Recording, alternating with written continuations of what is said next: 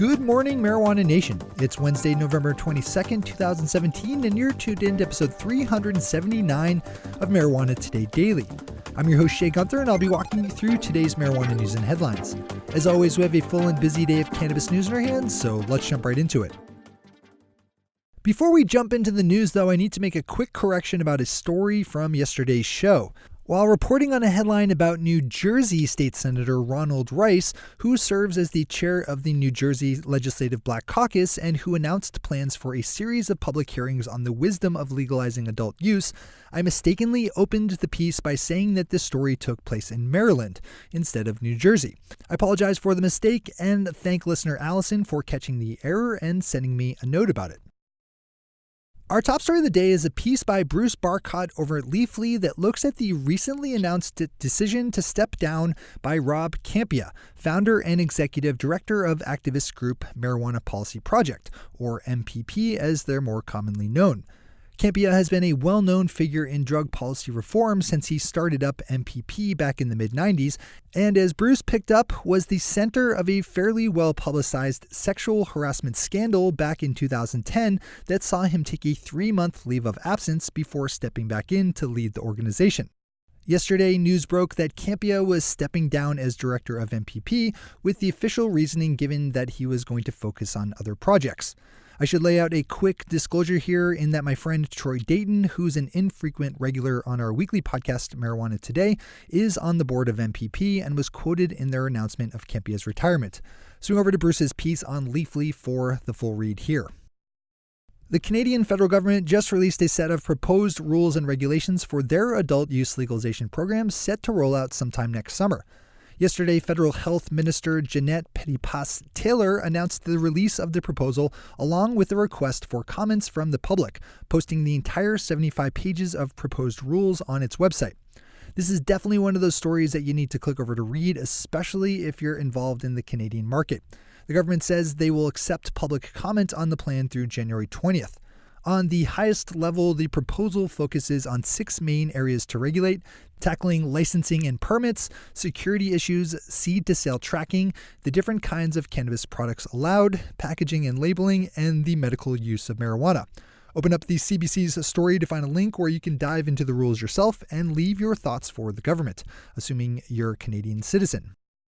Our final top story of the day is good news out of South Dakota, where marijuana consultant Jonathan Hunt has been freed from the threat of prison in a case that I've reported on a number of times over the last year. You might remember the case of the Flandreau Santee Sioux tribe of South Dakota, who scuttled plans for a medical marijuana cultivation, processing, and dispensing center after getting a lot of hard pushback by State Attorney General Marty Jackley, who chose to go after Mr. Hunt, who was hired by the tribe as an employee of consultancy Monarch America. Hunt was accused of federal conspiracy charges for his role in the project.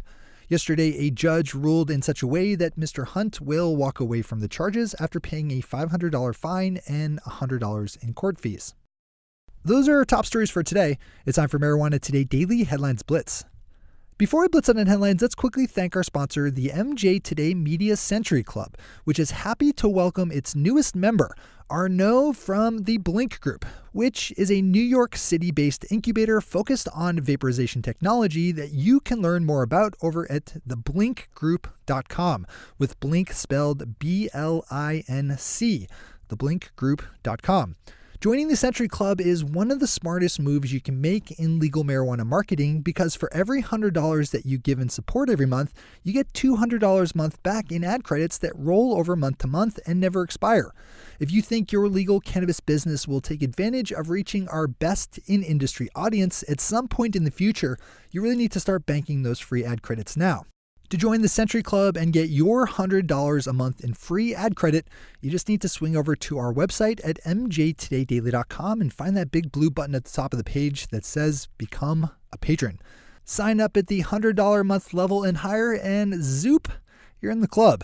One more time, just open up mjtodaydaily.com, click on that big blue button at the top of the page that says Become a Patron, and sign up at the $100 a month level or higher. All right, time for the Blitz.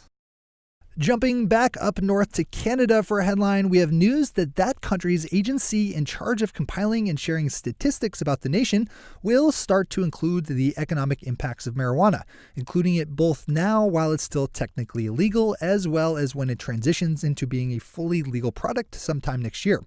The first report that will include the new cannabis statistics will be out 2 years from this month.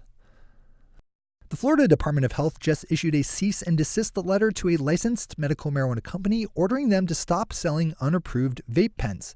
The Department of Health sent a letter on Monday to medical marijuana provider Curaleaf, also accusing it of running an ad on Facebook showing a sealed vape cartridge that's been opened up, revealing the ground-up cannabis flower within.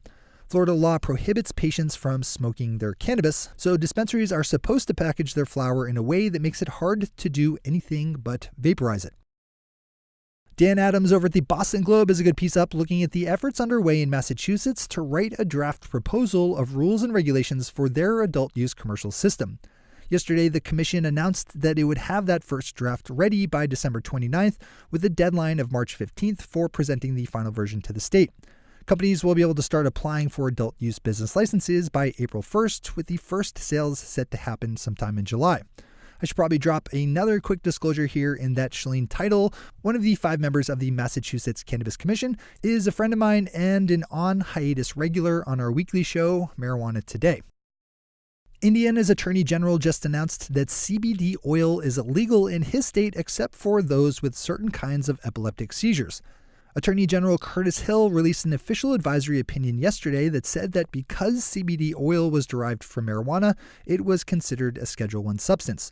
There's been some confusion on the issue in the state as various lawmakers and state agencies have made contradictory statements and policy announcements about CBD products. San Francisco's Municipal Transportation Agency's Board of Directors voted yesterday by a tally of 6-0 to ban legal marijuana businesses from advertising on public transportation, including city buses, bus stops, trains, and cable cars. The city currently allows for medical marijuana businesses to advertise and said that they will honor those existing contracts but will phase out all cannabis ads once those legacy accounts have been fulfilled. With things moving as quickly as they are in the realm of marijuana legalization, it can be easy for those of us living in legal states to forget that there are still places in the country where you have to pretend that you're buying that 3-foot glass bong for tobacco use only. The Philadelphia Inquirer has a good story up about a head shop owner in Philadelphia who's facing up to 2 years in jail for the crime of selling marijuana paraphernalia. This is a good one to open up and read in full. And finally for today, there's a story out of Denver that you can't help but chuckle at, with some drama taking place around the issuance of an organizational permit to hold a 420 rally in the city. You might remember me reporting earlier this year about the Denver 420 rally that was marred by disorganization and a botched garbage cleanup, with things going so badly that the city stripped the permit from the event's planners. The new permit to hold a rally in the city next April 20th was issued yesterday, and a local dispensary wanted it so badly that they arranged for their people to camp out overnight for 27 days to secure the first spot in line. According to reporting by 9 News NBC, that dispensary's plans were foiled when city officials mistakenly told them to stand by the wrong door yesterday morning. At 7 o'clock sharp, they opened a different door, opening up to the dispensary's representatives a couple minutes after that. That slim margin of time was enough for a guy named Smokey to snake the line and get the permit. This is another good one to open up. Those are the headlines and news for the day. I'll be back with you again on Monday after the Thanksgiving holiday with another information-packed episode of Marijuana Today Daily. But in the meantime, if you have any stories to share or feedback to give, zip us an email to headlines@mjtodaydaily.com. And while you're clicking around the interwebs, swing over to our Twitter account at MJTodayDaily and visit our website at mjtodaydaily.com to find links to all the news we cover. Thanks to our sponsor, the MJ Today Media Century Club, and to all of our awesome patron listeners for the support that makes this show possible. To join the illustrious ranks of the patron listeners yourself, swing over to our website at mjtodaydaily.com and click on that big blue button at the top of the page that says Become a Patron. I'm your host, Shay Gunther. Thanks for tuning in and starting your day with Marijuana Today.